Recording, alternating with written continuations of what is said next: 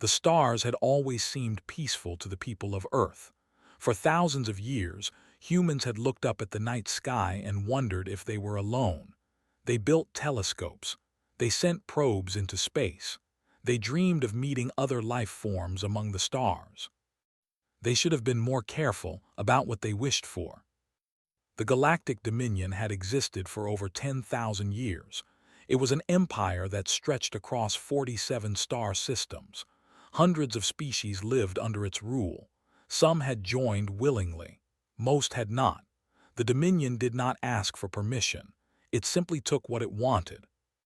When Dominion scouts first discovered Earth, they were not impressed. Humans were as species number 4781. The report was short and dismissive. The creatures were soft. They had no natural weapons. They could not survive in extreme temperatures. They needed constant food and water. They died easily from diseases, injuries, and age. Their technology was primitive. They had not even left their own solar system yet. The Dominion marked Earth for eventual resource extraction. The planet had useful minerals. The population could provide labor. It was not urgent. Earth could wait. But then humans did something unexpected. They advanced. In just 200 years, they went from simple rockets to orbital stations, moon bases, and colonies on Mars. They were still primitive by galactic standards, but they were learning fast. Too fast. The Dominion decided it was time to make contact. Admiral Wu was 67 years old when the alien ships appeared in Earth's sky. He had served in the Earth Defense Force for 40 years. He had fought in 3 wars. He had lost his wife to cancer and his daughter to a Dominion diplomatic incident 5 years ago. A Dominion scout ship had crashed in the Pacific Ocean. His daughter, a naval officer, had been part of the recovery team. The Dominion sent a cruiser to retrieve their technology. They killed everyone on the recovery team and took what they wanted. Earth's governments had been too afraid to respond. Wu had never forgotten. He had never forgiven. Now he stood in the United Council chamber in Geneva, watching the massive screen that showed the Dominion fleet hanging in orbit above Earth. There were 12 ships. Each one was bigger than anything humans had ever built. The Dominion envoy appeared on screen. It was a tall creature with gray skin and 4 arms. Its eyes were black and cold. It spoke in a flat, emotionless voice that was translated into every language on Earth simultaneously. People of Earth, you have been selected for integration into the Galactic Dominion. This is not a request. This is an order. You will surrender 30% of your population for labor redistribution. You will hand over all military assets. You will accept Dominion governors in all major cities. You have 72 hours to comply. Resistance will result in extinction. The transmission ended. The council chamber erupted into chaos. Politicians shouted at each other. Some demanded immediate surrender. Others called for negotiations. A few suggested fighting, but they were quickly silenced by those who pointed at the size of the alien ships. Wu watched them argue. He felt something cold and hard forming in his chest. 30% of the population. That meant 2 billion people. 2 billion humans would become slaves. He thought of his daughter. He thought of the Dominion cruiser destroying her ship without warning. He thought of how Earth's leaders had done nothing. They had been afraid. They had stayed quiet. And what had that fear bought them? Nothing. The Dominion had come anyway. A young officer approached him. Her name was Park. She was a captain, commander of the research vessel Horizon, stationed near Neptune. She had been on Earth for a conference when the Dominion arrived. "Admiral," she said quietly, "I intercepted something, a Dominion transmission to their home command." She handed him a tablet. Wu read the translation.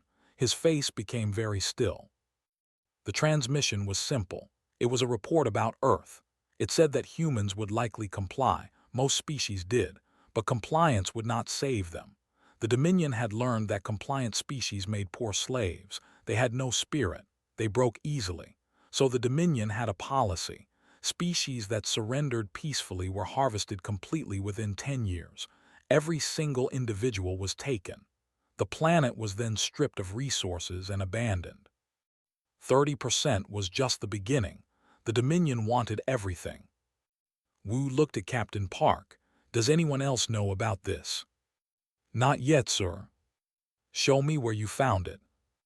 She led him to a secure communication room. Lieutenant was there. He was young, barely 25, but he was one of the best tactical officers in the fleet. He had been helping Captain Park decode the transmission. Sir said, standing at attention, the encryption was old. They did not think we could break it. They underestimate us. They always do, Wu said. He stood in silence for a long moment. Outside, the politicians were still arguing. They were talking about survival. They were talking about being realistic. They were talking about accepting the inevitable. Wu had heard those words before. Throughout human history, people had said them. When invaders came, when tyrants rose, when empires demanded submission, there were always those who said resistance was pointless. There were always those who said survival meant bowing down. And there were always those who refused. Captain Park, Wu said, Lieutenant, come with me. He walked back into the council chamber. The arguing stopped when he entered. Everyone knew who he was. Everyone knew his reputation. Council members, Wu said. His voice was calm and steady.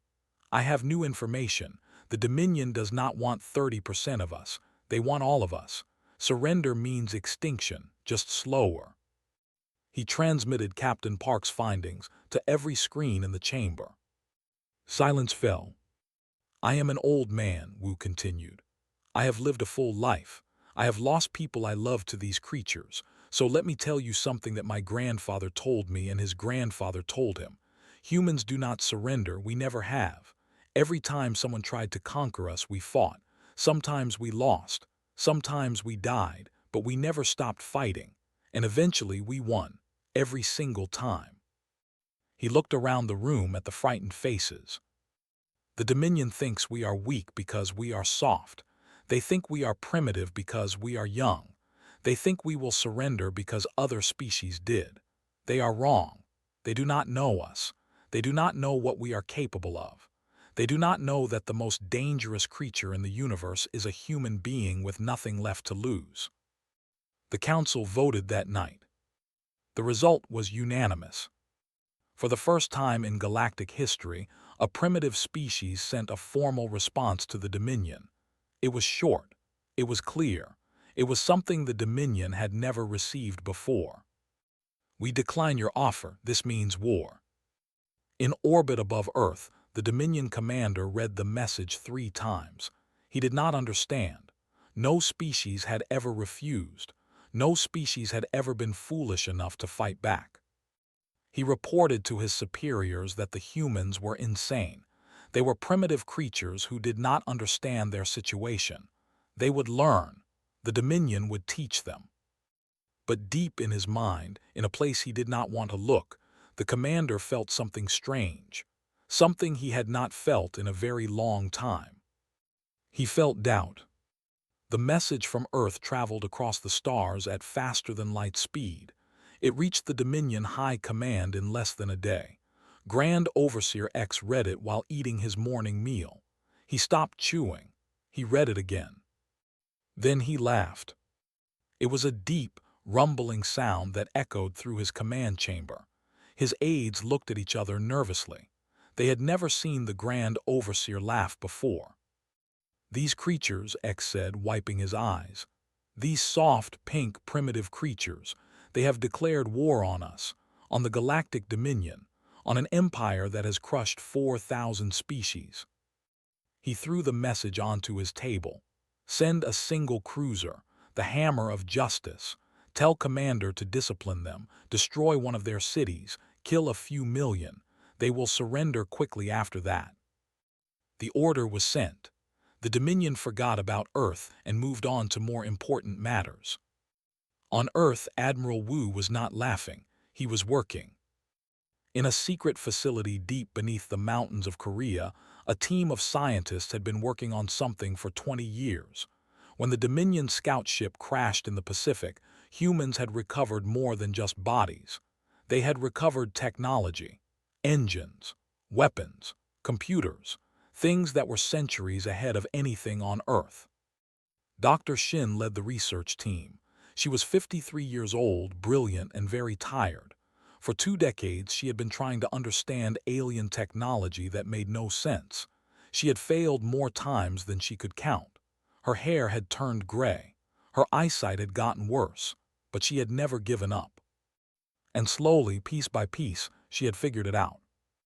"We call it Project Hammer," she told Admiral Wu. "We cannot build their engines, not yet, but we understand their weapons. We have adapted them, made them work with our technology." She showed him the results. Missiles that could track targets across thousands of kilometers. Energy shields that could protect ships for short periods. That could fire projectiles at incredible speeds. "How many do we have?" Wu asked. "Enough," said, "maybe." 3 days later, the Hammer of Justice entered Earth's solar system. Commander was bored. This assignment was beneath him. He was a warrior who had conquered dozens of worlds. Now he was being sent to frighten some primitives who did not know their place. He brought his cruiser to Earth orbit and broadcast a message. "People of Earth, your declaration of war has been received. It was amusing. Now it is over.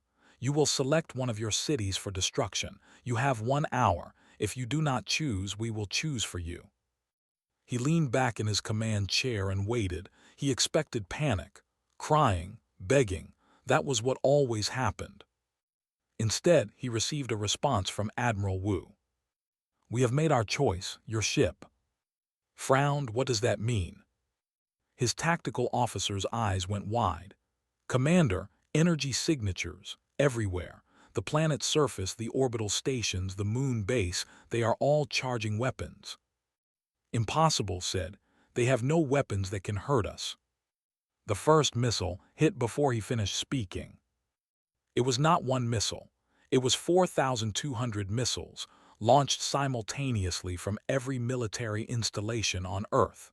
They came from land bases. They came from submarines. They came from orbital platforms. They came from the secret bases on the Moon and Mars that the Dominion did not know existed. The Hammer of Justice had strong shields. The shields stopped the first 1,000 missiles. They stopped the second 1,000. They started to fail on the third. Lieutenant watched from Earth's main command center.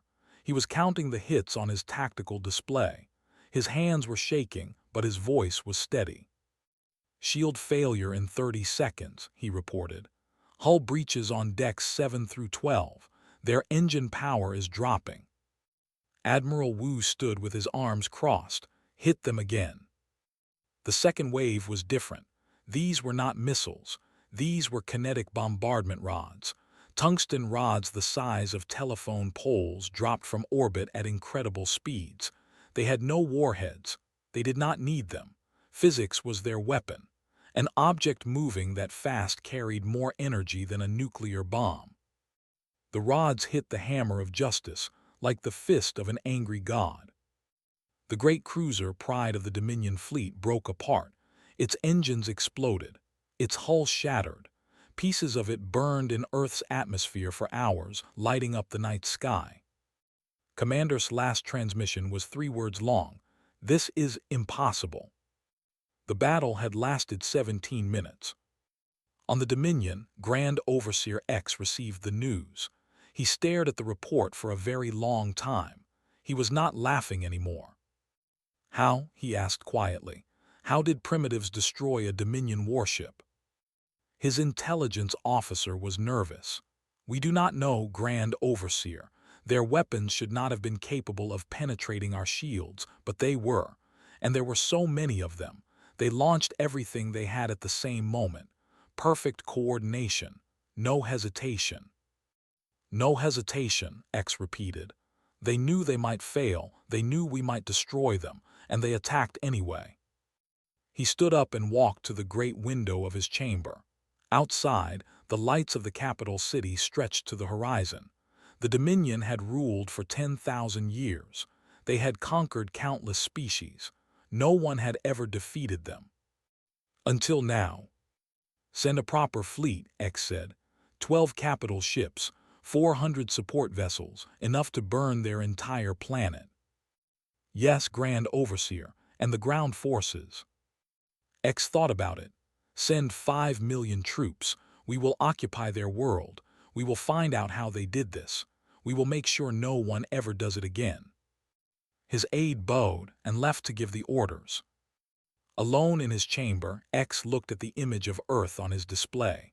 A small blue planet, unremarkable, home to creatures that should have been nothing, creatures that had just killed a Dominion cruiser and its entire crew. "What are you?" he whispered. On Earth, the celebrations were short. Admiral Wu allowed his people one night of joy. Then he gathered his commanders for a meeting. "They will come back," he said, "and next time they will not send one ship, they will send everything." Captain Park nodded. "Our ammunition is nearly gone. We used almost everything we had." "Then we will build more. We have time, not much, maybe a few months." Sergeant Lee spoke up. He was a ground forces specialist, a veteran of the Mars colony uprising. He had seen combat.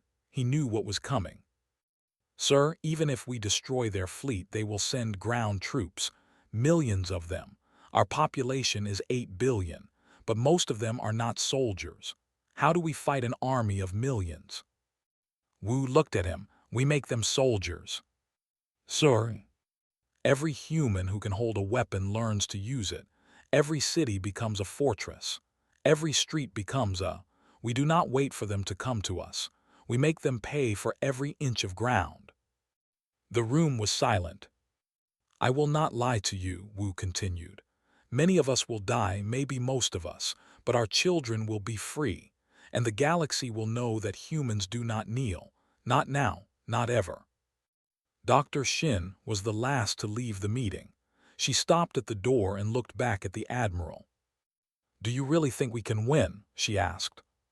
Wu smiled. It was not a happy smile. It was the smile of a man who had already accepted what was coming. "I think we can make them remember us forever," he said. "And sometimes that is more important than winning." Far away in the dark space between stars, the Dominion fleet was already on its way.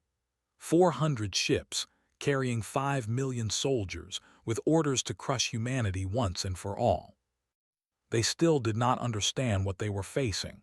They still thought this would be easy. They were about to learn. The Dominion fleet arrived 3 months later.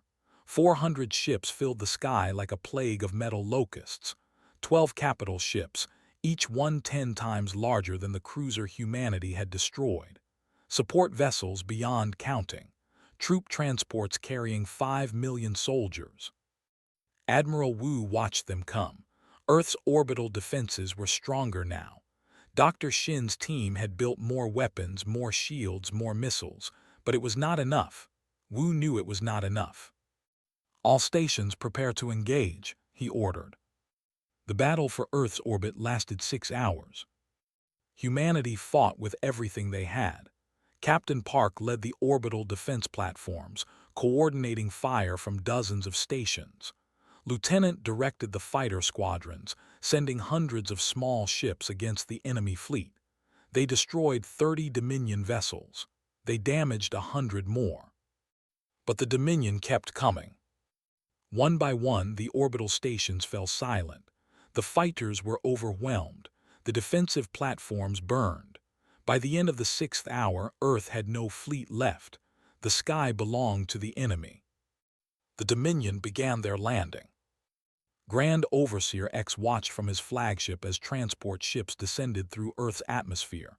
This time there would be no mistakes. This time the primitives would learn their place. He ordered his commanders to be thorough, break their military, occupy their cities, crush any resistance, show them that fighting back only brought more pain. The first Dominion troops landed in Asia, Europe, and North America. 5 million soldiers with advanced weapons and armor. They expected the humans to hide. They expected them to surrender. They expected the war to end in days. They were very, very wrong. Tactician Minu had been planning for this moment for 3 months. He was a quiet man with glasses and a soft voice. He had never held a weapon in his life, but he understood something the Dominion did not understand. He understood humans. He called his plan Doctrine Zero. The first rule of Doctrine Zero was simple: no surrender. Not ever. Not anywhere. Every human who could fight would fight. Every human who could not fight would support those who could. There was no civilian population anymore. There were only soldiers who wore uniforms and soldiers who did not. The second rule was harder, accept losses. The Dominion had better weapons, better armor, better training. Humans could not win a direct fight, so they would not fight directly. They would hide, they would strike, they would run, and they would never ever stop. Commander Jin led the first counterattack. She had been a fighter pilot before the invasion. Now she commanded a squadron of 30 aircraft, flying low through the mountains to avoid Dominion sensors. Her call sign was Ghost.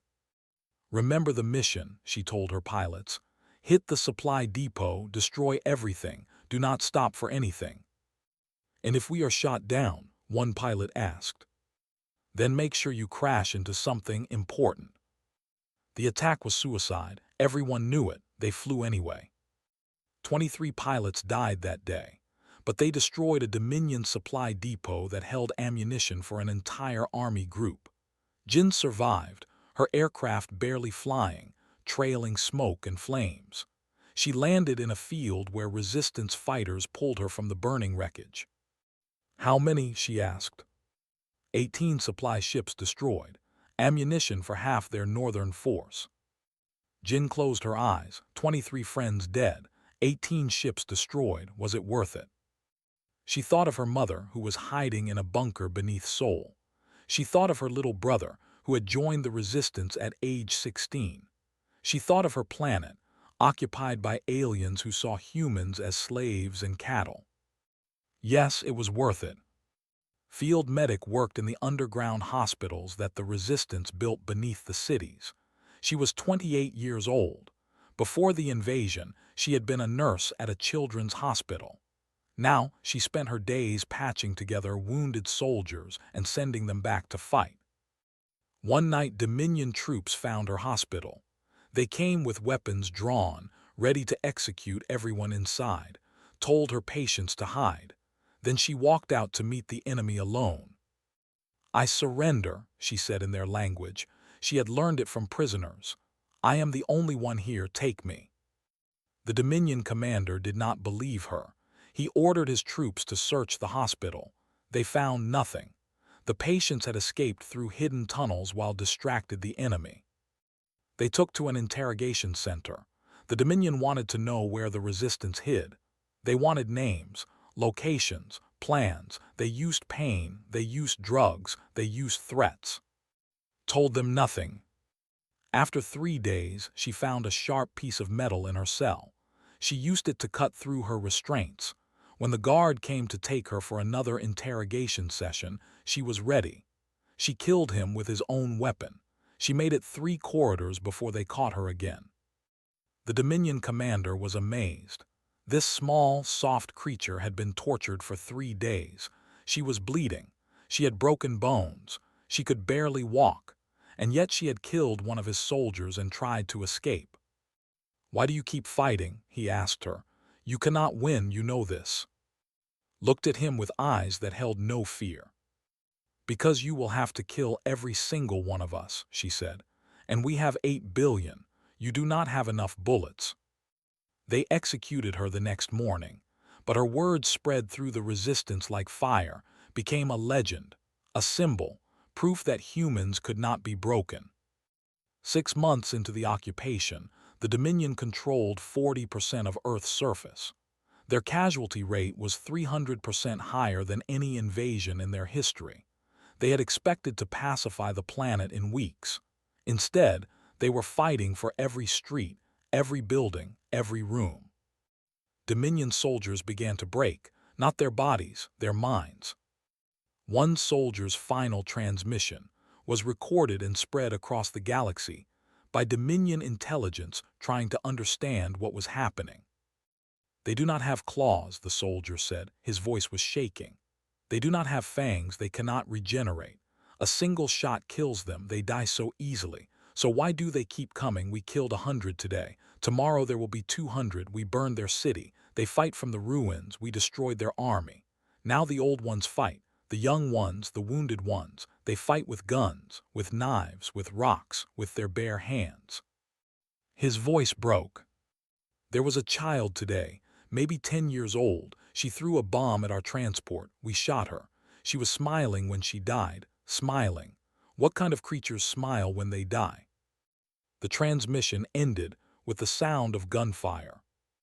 Grand Overseer X read the reports from Earth with growing unease.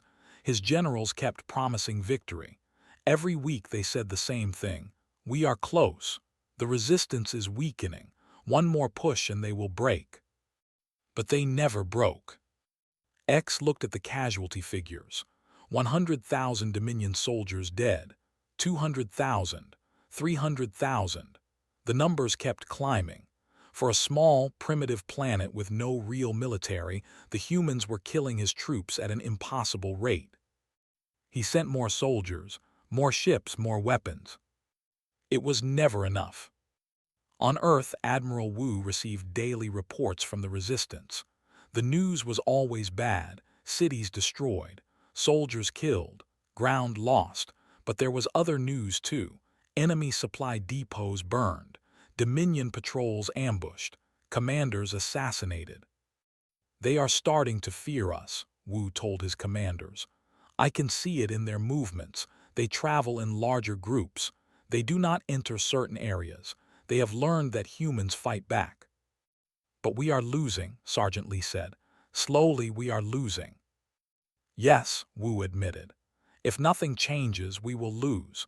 In 1 year, maybe 2, they will have killed enough of us to break our resistance.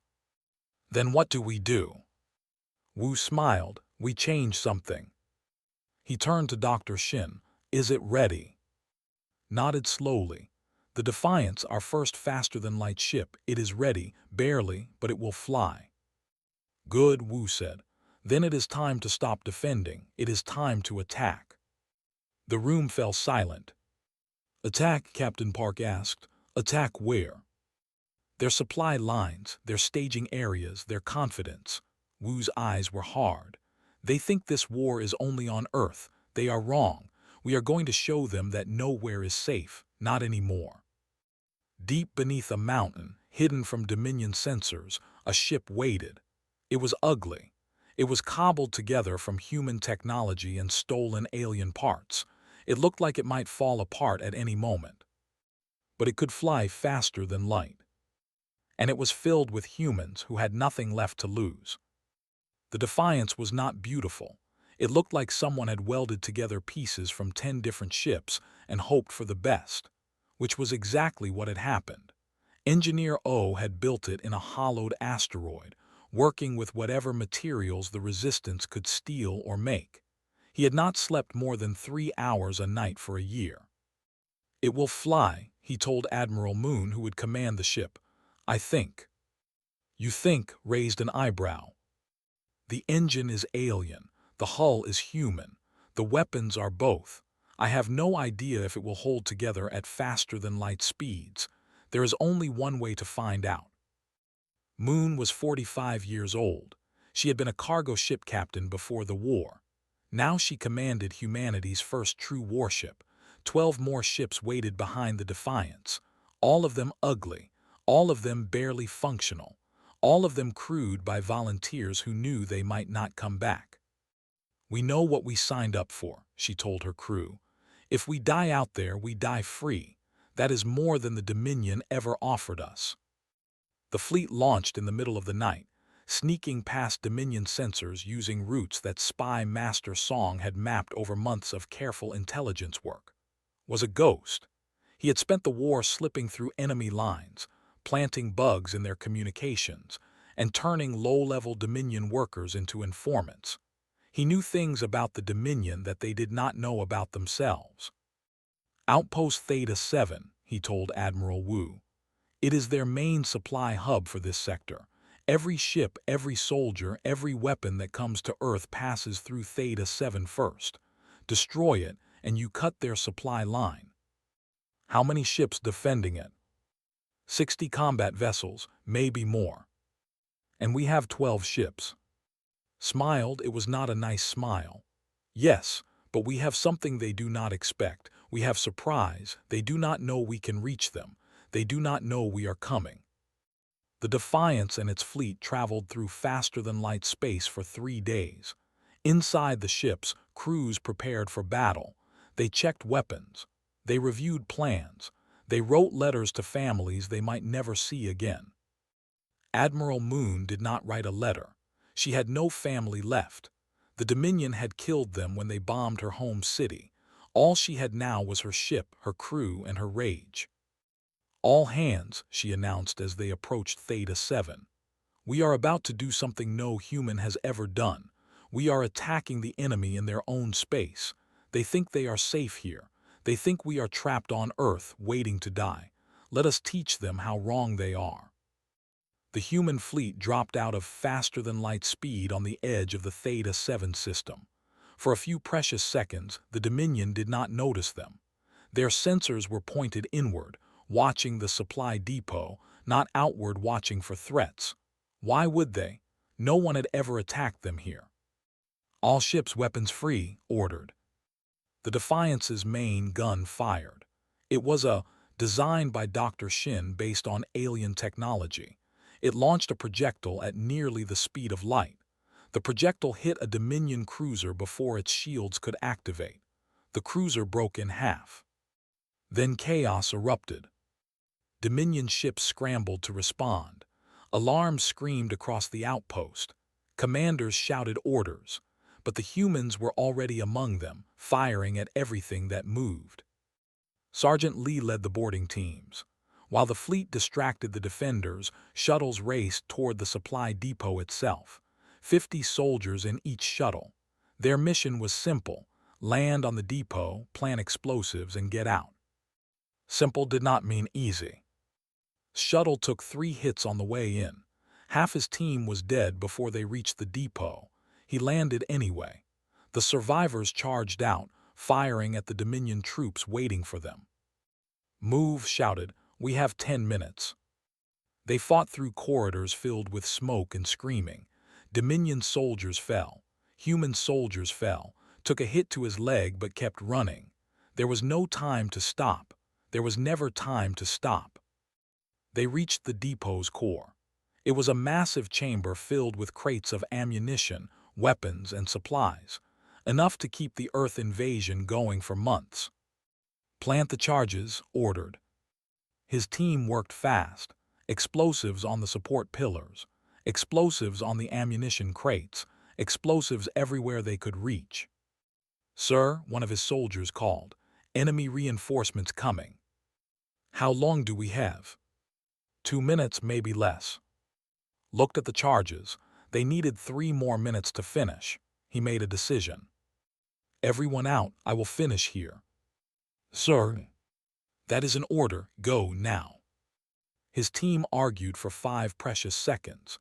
Then they ran for the shuttle, stayed behind, planting the last charges while Dominion troops poured into the chamber. He was outnumbered 20-1. He did not care. When the last charge was planted, he activated the detonator. The Dominion troops finally reached him, their weapons pointed at his chest. Surrender, their commander ordered. Smiled no. He pressed the button. The explosion lit up space for millions of kilometers. The supply depot, the ammunition, the reinforcements, all of it vanished in a ball of fire. 60 Dominion ships were caught in the blast or destroyed by the human fleet. When it was over, Theta 7 was nothing but debris. 7 human ships survived. Admiral Moon led them home. On Earth, the news spread fast. Humans had attacked the Dominion in their own space. Humans had won. A supply line that the Dominion had used for centuries was gone. But more importantly, the news spread beyond Earth. 17 species lived under Dominion rule. Some had been slaves for thousands of years. They had forgotten what freedom meant. They had forgotten that resistance was even possible. Then they heard about Earth, about the small blue planet that refused to surrender, about the primitive species that destroyed a supply depot in the heart of Dominion space. On a mining colony called Vex 4, a worker named heard the news. He was a member of a species the Dominion had conquered 800 years ago. He had been born a slave. His parents had been slaves. Their parents had been slaves. He had never known anything else. "The humans," he whispered to his friends in the mine, "they are fighting back, and they are winning." "They cannot win," another worker said. "No one beats the Dominion." "The humans destroyed Theta 7. I heard it on the guard's radio. 60 ships, gone." Silence spread through the mine. "If they can fight," said slowly, "maybe we can too." It started small. Sabotage, slowdowns, stolen supplies. On Vex 4, production dropped by 30%. The Dominion sent investigators. They found nothing. The slaves smiled and said they did not know what was wrong. They were lying, but the Dominion could not prove it. On 6 other worlds, similar things happened. The slaves had found something they had lost long ago. They had found hope. Grand Overseer X received the reports with growing alarm. Theta 7 destroyed. Production problems on 7 colony worlds. And still, Earth refused to fall. "What is happening?" he demanded. His intelligence chief was careful with his words. "The humans, Grand Overseer, they are inspiring others. The subject species are watching them. They are starting to believe that resistance is possible. Then we must crush the humans quickly, before this spreads further." "We have tried, Grand Overseer. We have sent 5 million soldiers. We have lost 300,000, and still they fight." X slammed his hand on his desk. "They are primitives. How can primitives defeat us?" No one had an answer. On Earth, Admiral Wu received a secret transmission from Spy Master Song. It was encrypted with codes that only humans knew. "Admiral's message said, 'Something is happening across the galaxy. The slaves are restless. They are whispering about Earth. They are whispering about us. I have made contact with resistance groups on 6 worlds. They want to talk.'" Wu read the message twice. Then he called for Captain Park. "Captain," he said, "I need you to do something very dangerous." "When is it ever not dangerous, sir?" "I need you to take the Horizon II beyond Dominion space. I need you to find these resistance groups. I need you to tell them that humanity stands with them." Nodded slowly. "You want to build an alliance?" "I want to build a revolution." The Horizon II launched a week later. Captain Park did not know if she would succeed. She did not know if she would survive. But she knew that the war had changed. It was no longer just about Earth. It was about everyone who had ever lived under the Dominion's boot. And they were all starting to wake up. The war was now in its 2nd year. What had started as a simple conquest, the Dominion adding one more primitive species to its collection, had become something else entirely. Something the galaxy had never seen before. 11 species had openly joined humanity's cause. 23 more were providing secret support. Ships, weapons, information, and soldiers flowed to Earth from across the galaxy. The slaves were rising. Resistance leader Bora had been a linguist before the war. She spoke 7 human languages and had spent her career studying how people communicated. Now she used those skills to build something new, the Free Worlds Coalition. She stood on a space station hidden in a nebula facing representatives from a dozen species. Some were tall, some were short, some had scales, some had fur. They looked nothing like humans, but they all shared something. They had all suffered under the Dominion. "We are different," Bora said, speaking through a translator device. "We come from different worlds. We have different bodies, different histories, different cultures, but we share one thing. We know what it is like to be told that we are nothing, that we exist only to serve, that our lives do not matter. She paused, looking at each representative in turn. The Dominion is old. The Dominion is powerful, but the Dominion is not unbeatable. The humans have proved that, and if we stand together, we can prove it too. A creature with 4 arms spoke. The humans have lost millions of lives. Their planet is occupied. How can you call that winning? Because we are still fighting, Bora answered. Because they expected us to surrender in days and instead we have held them for 2 years. Because they sent 5 million soldiers to Earth and now they are afraid to walk our streets without armor. That is winning. That is hope. The representatives voted that day. The Free Worlds Coalition was born. 11 species united against the Dominion for the first time in history. Far from the nebula, Captain Park was on a rescue mission. Her ship, the Horizon II, had traveled deep into Dominion space. Spy Master Song had provided intelligence about a prison transport carrying 50,000 slaves. They were being moved to a mining colony where life expectancy was measured in months. We cannot let them reach that colony, told her crew. We intercept the transport. We free the prisoners. We get out before the Dominion knows what happened. Captain, her first officer said carefully, there are 4 escort ships guarding that transport. We have 1 ship. Then we will have to be very clever. The attack happened in a debris field. The Horizon II hid among the rocks, pretending to be just another piece of space junk. When the transport passed by, struck. Her first shot disabled the transport's engines. Her second and third shots hit 2 of the escort ships. The other 2 escorts turned to fight, but by then had already launched boarding shuttles. The battle was short and brutal. Human soldiers fought through the transport's corridors, freeing prisoners as they went. 50,000 slaves from a dozen different species were suddenly free. Among the rescued was a Dominion officer. He had tried to hide among the prisoners, but the slaves recognized him and pulled him out. Do not kill me, the officer begged when they brought him to Captain Park. I have information. I can help you. Looked at him coldly. Why would you help us? Because the Dominion is losing. I want to be on the winning side. You helped enslave millions of beings. Why should I believe anything you say? The officer was quiet for a moment. Then he spoke.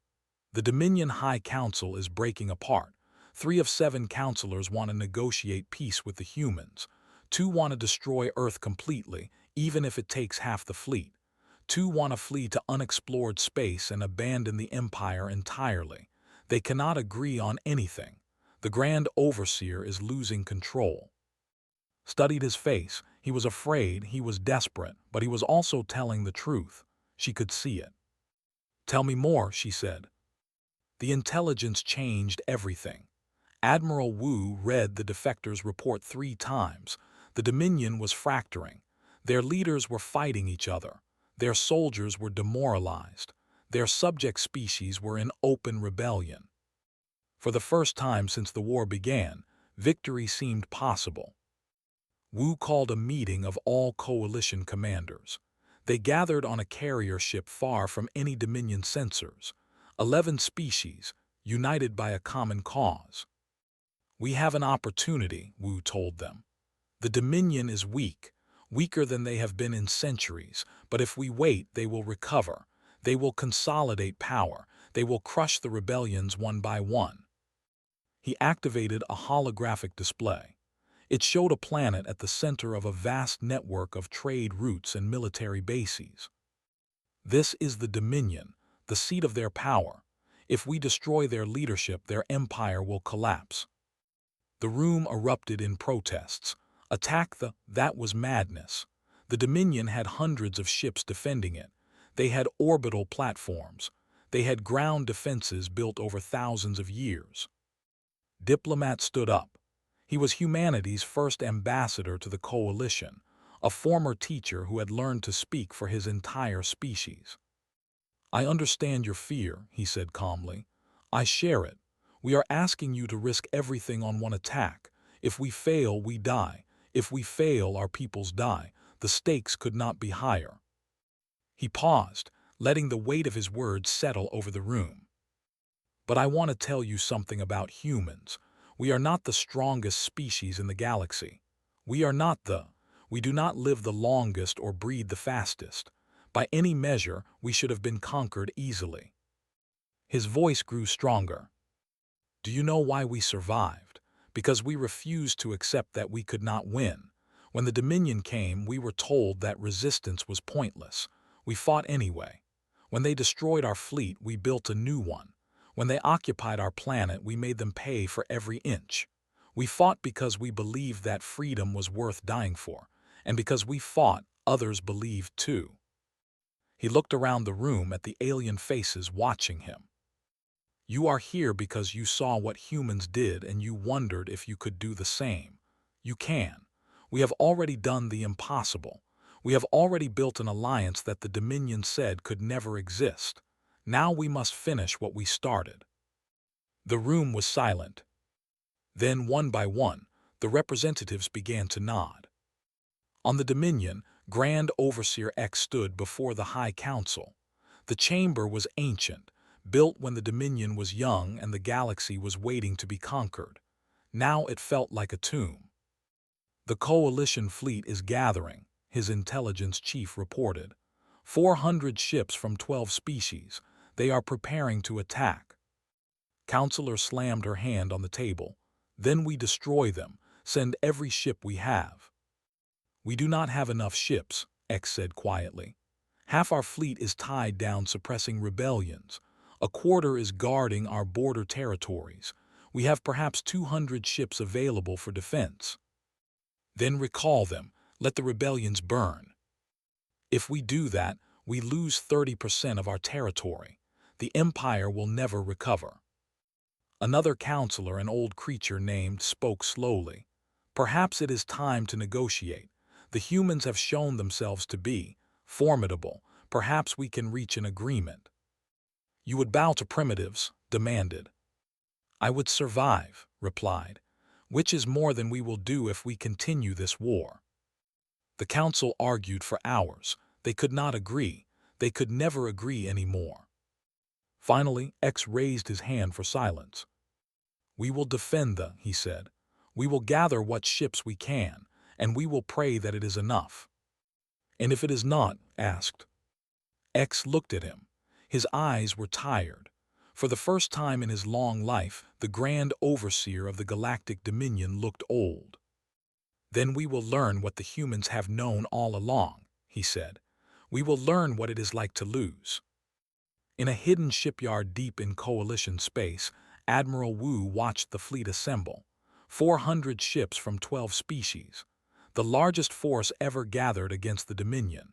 Humans, slaves, rebels, all united for one purpose. He thought about the war, about the millions who had died, about the cities that had burned, about the sacrifices that had brought them to this moment. His daughter had been killed by the Dominion years ago. He had joined this war partly for revenge. But somewhere along the way, revenge had become something else. It had become purpose. It had become hope. They were going to attack the heart of the greatest empire the galaxy had ever known. The odds were against them. Many would die, maybe all of them. But they were going anyway. Because that was what humans did. And now, the whole galaxy was learning to do it too.